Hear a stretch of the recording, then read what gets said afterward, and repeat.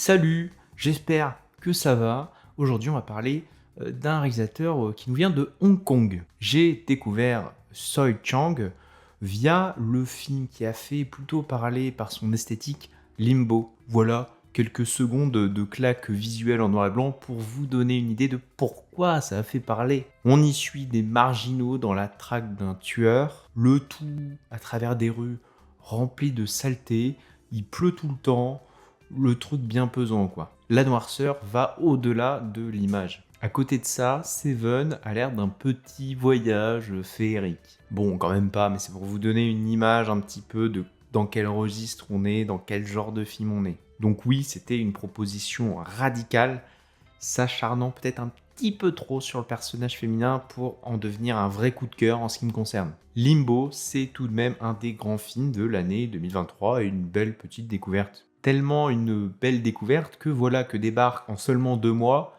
2 films du réalisateur. Alors vous allez me dire pourquoi? Parce que on a City of Darkness qui arrive au mois d'août, et City of Darkness, il a fait beaucoup parler dès le Festival de Cannes. Donc je pense que face à cette attente pour City of Darkness, c'était l'occasion de ressortir un de ses anciens films, qui est quand même récent. Mais voilà, on parle aujourd'hui de ce film. Mad Fate. Si vous ne l'avez pas encore vu, réservez-vous la surprise du pitch. Parce que oui, ça a participé à mon enthousiasme durant la séance. J'étais là en train de me dire, ok, vous allez vraiment broder une histoire autour de ça ou c'est juste là pour le fun, pour lancer le film? Eh ben, j'ai beaucoup aimé le film. Je dis pas qu'il est parfait, mais c'est une proposition qui m'a mis dans un état particulier. C'est un trip à l'humour noir questionnant la fatalité de notre parcours personnel. Nous voilà cette fois en couleur et le réalisateur est tout à fait à l'aise aussi dans la couleur. On a une esthétique très travaillée, c'est pas la même que sur Limbo. Limbo sombrait plutôt dans l'horreur de l'âme humaine, proposant un monde dénué de couleurs, du crade, du crade, du crade. Mad Fate s'intéresse plutôt à un côté divin, à ce qui nous dépasse. Il y a quelqu'un d'autre qui regarde le film avec vous et qui s'amuse à jouer avec tous nos personnages. Le film se lance de façon magistrale. Un plan sur un cimetière qui s'approche tranquillement et tout d'un coup, ça dérape. Comme si la caméra elle-même était surprise de ne pas avoir à filmer le cimetière. C'est le sujet, et ben non, on va aller sur un autre sujet. On vient dès le premier plan contrecarrer nos attentes. Contrecarrer, c'est un mot qui reviendra beaucoup dans le film. Car créer une rupture, c'est l'objectif de notre personnage principal. Ce personnage qu'on va suivre, on l'appelle le maître. Voilà, il n'y a pas tellement de nom ni rien, ça reste assez vague. Ce maître creuse une tombe sous le regard d'un ciel menaçant, et ça frappe l'œil directement.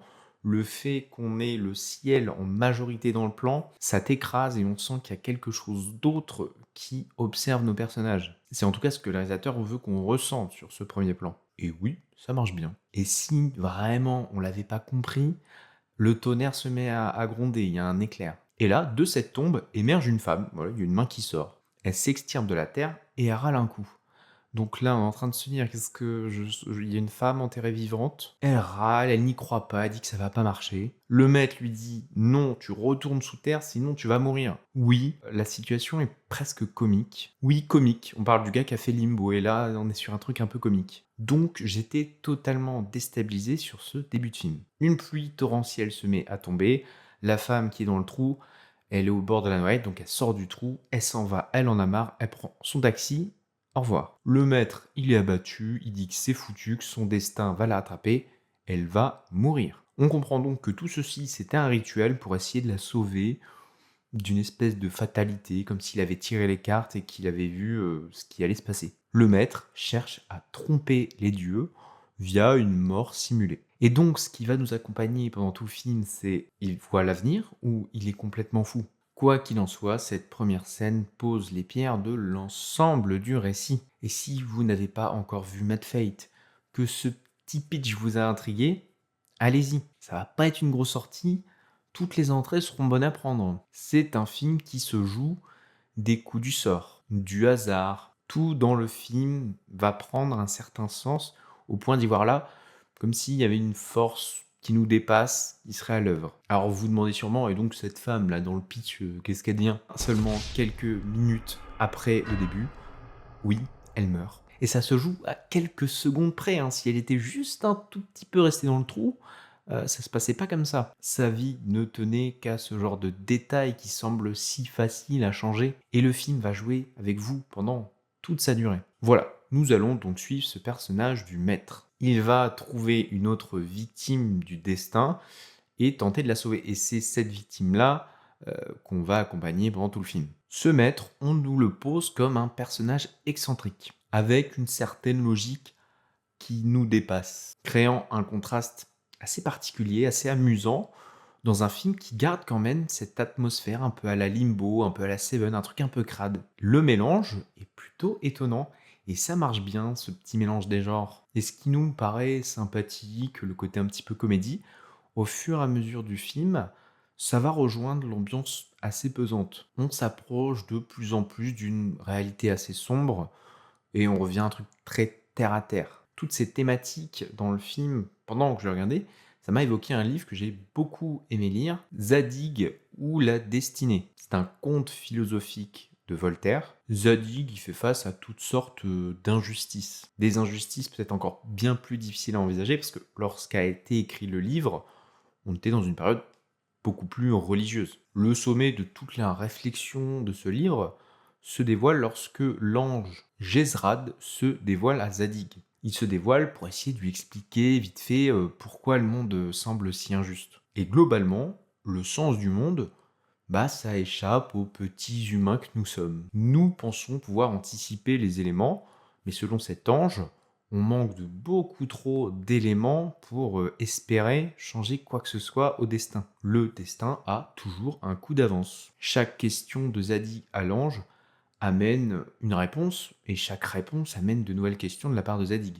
Pourquoi les choses sont ainsi? Pourquoi cet enfant est mort? Pourquoi le mal existe? Pourquoi? Et puis l'ange s'en va, sans même que Zadig ait le temps de poser sa nouvelle question. Alors oui, dans le livre, Zadig se plie à l'ange. D'une certaine façon, il lui donne sa confiance et accepte le fait que, ok, ça me dépasse. Pour revenir à Mad Fate, imaginez un Zadig qui refuse d'accepter tout ça. Il refuse et il rentre en guerre face au destin. Les choses peuvent changer, quelle que soit la façon. Le maître veut gagner face aux dieux en se mettant en travers de leur chemin. Par cette notion de destin, le film s'intéresse rapidement, non pas aux victimes, mais aux monstres. Si ce destin vous condamne à être ce que vous êtes, les monstres sont donc des victimes. Par ce parti pris, Soi Chang interroge toute la logique judiciaire. Que faire des délinquants, de ceux dont l'avenir semble déjà tout tracé? Est-ce qu'il faut vraiment les aider? On sait qu'un jour ils vont faire une connerie, ils iront en prison, terminé. Ils sont nés pour aller en prison. Tout l'enjeu du film, c'est donc de savoir si celui qui est destiné à sombrer dans la violence, qui est destiné à tuer, pourra devenir quelqu'un de bien, quelqu'un de meilleur, quelqu'un qui a réussi à s'extraire de son destin. Le flou sur l'aspect fantastique est maintenu jusqu'au final du film. Dans ce final, on se fait une petite idée de ce qu'est la réalité. Bah oui, parce que depuis le début, je vous parle de destin, mais est-ce que ce maître et tout ce qu'on voit là, c'est pas juste du hasard? Est-ce qu'il n'est pas juste fou? Le maître a-t-il vraiment des dons de voyance? Peut-il empêcher le destin? Est-ce que le destin existe en fait? Et sur ce point, le film se joue de nous, de vous, les spectateurs. La frontière entre folie, réalité est très fine. Et cela se retrouve jusque dans le titre, comme on le disait tout à l'heure, Mad Fate, destin fou. Au sujet du potentiel monstre, on peut avoir une lecture divine avec tout ce qu'il y a de croyances, ça serait les rituels du maître et quelques objets qui lui permettent de ne pas devenir un monstre. Ou alors, on peut avoir une lecture réaliste. Bah oui, parce que ce maître, il aide le jeune homme, donc d'une certaine façon, il le remet dans la bonne voie. Donc s'il ne devient pas un monstre, c'est pas vraiment par les rituels, c'est parce que quelqu'un lui a tendu la main, il y a de la bienveillance, et cette bienveillance va amener de la bonté dans ce possible monstre. Mais là encore, le film va déjouer nos attentes. Et la lecture d'un tendre maître qui aide un jeune homme à s'en sortir, elle n'est pas si vraie. Le maître fait face lui aussi au destin avec dès sa naissance le poids d'un héritage génétique. Là encore, le fantastique se mélange à la réalité. Oui, Un être condamné dès sa naissance, il y a une sorte de fatalité. On ne peut pas échapper à cela. Un pourcentage de chance de développer une maladie mentale. C'est écrit à ta naissance. Le maître fuit la folie. Et toutes ces tentatives de déjouer le destin des autres, c'est avant tout une façon désespérée de se prouver à lui-même que tout n'est pas joué. Il n'est pas obligé de devenir fou. Tout n'est pas écrit à l'avance. C'est ce qu'il espère. La peur de son destin va le faire partir de son quotidien d'origine, parce que trop redondant, il avait peur de devenir fou. Donc il va quitter sa femme pour éviter ce destin effrayant. Bon, bah sa femme l'a pas supporté et elle en est morte. Et on peut supposer que cette mort va déclencher le début de sa folie. Enfin, le début va l'amplifier grandement. Donc oui, pour moi, le film sur sa fin bascule dans une lecture très réaliste. Le maître est fou. Et alors la musique, oui, cette musique, elle vient du film Le Pont de la rivière Kwai. Ça souligne beaucoup le décalage entre le personnage et l'ambiance du film. Quand la musique est arrivée, j'étais pas prêt, j'étais en mode wow, ça part en mode la 7ème compagnie là. Voilà, déjouer le destin selon le maître, c'était son seul moyen de ne pas devenir fou. Pourtant, c'est ce qui va participer à sa folie, allant jusqu'à enfermer ce fameux jeune homme qu'il veut sauver d'une certaine monstruosité, il va l'enfermer. Bah oui, si t'es enfermé, tu peux pas tuer, du coup tu deviens pas une mauvaise personne. Il va même lui proposer de se suicider. Comme ça, il ne devient pas un monstre. On est sur des solutions qui deviennent plus quelque chose de l'ordre du combat personnel. Et s'éloigne de plus en plus cette tentative d'aider ce pauvre jeune homme. Le film se prête beaucoup au jeu des liens. Il y a des tas d'éléments mis en place qui viennent expliquer après coup telle ou telle façon dont vont se dérouler les actions. Par exemple, les deux hommes vont libérer des oiseaux. L'idée pour le maître, c'est de sortir les innocents des cages pour éviter à son disciple de finir en cage. Oui, les raisons du maître sont souvent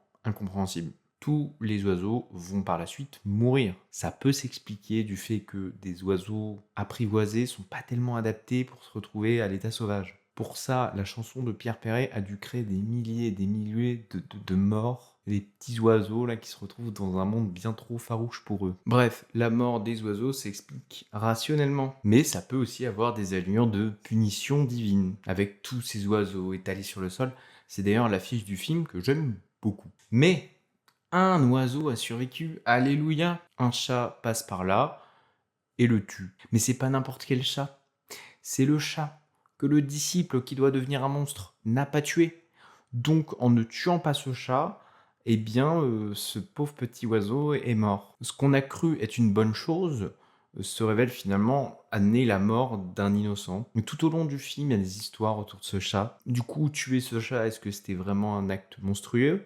À partir du moment où ça allait sauver aussi une autre vie, le bien et le mal se brouillent un peu. Les raisons du destin nous échappent. Et vouloir le contourner, bah c'est peut-être créer quelque chose de bien pire. Voilà, c'est pour vous donner un petit peu une idée du film. J'ai beaucoup aimé Mad Fate. Alors oui, il y a quelques moments un peu trop démonstratifs, des dialogues trop appuyés dans le pathétique, vous savez, ce genre de dialogue où le personnage se met à regarder le ciel et fait toute une tirade. Bon, moi je passe un peu à côté de ça. Enfin voilà, ça vient pas non plus nuire au film. Ce que j'aime surtout, c'est qu'il est minutieusement orchestré pour qu'on soit toujours sur ce doute entre destin ou folie. Alors il y a un truc qui me fait pencher sur le fait qu'il est peut-être plutôt fou, c'est le sort de la jeune femme, celle qui veut jouer à la loterie. Elle va plutôt mourir, hein, faut le dire. Pourtant, c'est pas ce que lui avait prévu le maître. Il lui avait prévu qu'elle gagnerait genre à la loterie dans 60 ans, et que si elle faisait tel ou tel rituel, elle serait sauvée. Et ben non, elle meurt, donc est-ce que ça vient pas souligner que même quand on applique à la lettre le plan du maître, et ben on y passe quand même. Voilà, j'ai un peu moins compris tout ce qui entoure ce personnage féminin. Si vous avez un peu cerné ce qui en retourne, dites-le en commentaire. Ça vient contredire ses propos et d'un certain sens confirmer que oui, le maître est fou, le destin a eu raison de lui. On lui avait promis dès sa naissance une maladie qui avait beaucoup de chances de l'atteindre, une maladie mentale. Bah, ça va pas louper. Donc oui, même si on reste très terre à terre dans la réalité, il y a une petite notion de destin qui se greffe. La fin du film utilise l'image d'une fourmi. Celle-ci est bloquée dans une flaque d'eau sous une pluie battante. On comprend que ce qui vient d'en haut, l'eau, qui peut être reliée un petit peu à Dieu, l'empêche de bouger dans cette flaque d'eau. Et quand bien même elle voudrait sortir de l'eau, il y a quelque chose qui lui échappe dans son sort. Donc elle avance pour sortir de toutes ses forces, mais la pluie vient facilement contrer ses efforts. Notre disciple et donc potentiel tueur va se comparer à cette fourmi. L'humain n'est qu'une fourmi dans un monde où il ne maîtrise rien et doit faire face. Le plan de la fourmi reviendra quelques scènes plus tard. À force d'efforts, eh bien oui, elle sort de l'eau. Oui, il y a une partie qui nous échappe. Voilà, cette eau qui vient d'en haut. Mais l'action permet à cette fourmi de survivre. Dans ce sens, je trouve que le film est plutôt optimiste sur le sort des gens. Pour beaucoup, le chemin est tout tracé. Il est bien là devant nous, mais on choisit de l'emprunter ou pas. Oui, c'est une des phrases finales du film. Ça vaut quand même le coup de se battre parce que on peut essayer d'arranger la trajectoire. Voilà pour le film. De toute façon, on va se retrouver assez vite autour de ce réalisateur puisqu'il va sortir City of Darkness. Je vous invite à voir la bande-annonce. Ça va castagner. En termes de proposition, City of Darkness fera beaucoup plus parler que ce petit Matt Fade qui est plutôt sympathique. Voilà, j'espère que vous passez un bon été, entre nous, tranquillement. Salut à tous!